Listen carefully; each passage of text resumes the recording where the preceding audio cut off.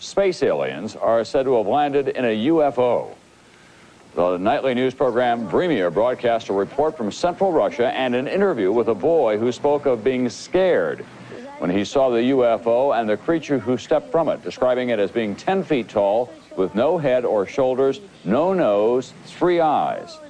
September of 1989, something happened in the city of Voronezh, 200 miles south of Moscow, which caught the attention of the world press. For several weeks, strange lights were seen over the city. Then on September the 27th, it was reported that a spacecraft landed in one of the city's public parks, from which 3 alien giant figures emerged. Nothing remotely like this had happened in Voronezh before. Before coming to America in 1990, Ukrainian journalist Paul Stonehill covered the Voronezh story for the international press.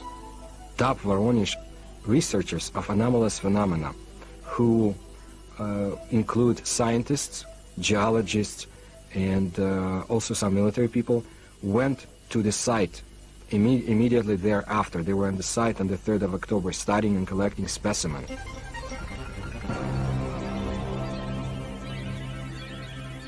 The encounter became a media sensation on national television and in the international press. Не было, мы уже хотя бы потому, что не было до сих пор в Воронеже событий, подобных тем, а... Drawings of the landings by children who were there capture the event vividly. It attracted the attention of the media around the world because it was effectively endorsed by TASS, the Soviet news agency, who up until that time had certainly not given any credence at all to this kind of story.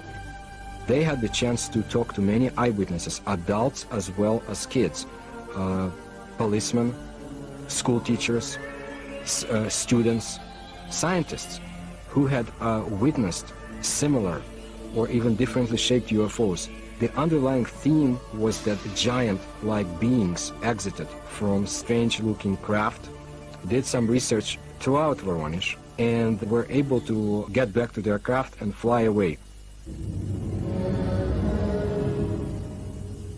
For once we had a genuine large number of people all correlating with one another, describing the appearance of these giants. So it was not a case of you simply believe a witness or you don't. Here you couldn't fail to believe them because there were so many of them talking in concert. I was standing not far from the main road of the South Park, and I saw this flying object at an approximate height 250 meters. It stayed at the same height and did not move horizontally. I was very interested by all that, because it could not be any kind of meteorological balloon. There was a squeaking sound. Perhaps some drilling tool was operating, like it was boring a hole in the ground. The creatures started coming out. They did not look too much like humans. They were much taller than humans. They did have shoulders, but I didn't see the head. He was huge, really huge, bigger than we are. He was a mighty figure. In 1989, Sergei Makarov was one of the school children who was in the Voronezh park. I remember a crowd that gathered around the place. Everybody was scared. Everybody turned pale. I was absolutely flabbergasted. Denis Mozhenko was also one of the boys in the park on that day in September 1989. I saw some traces there, and also a strange man. Outwardly, he looked like any other man, only he was huge.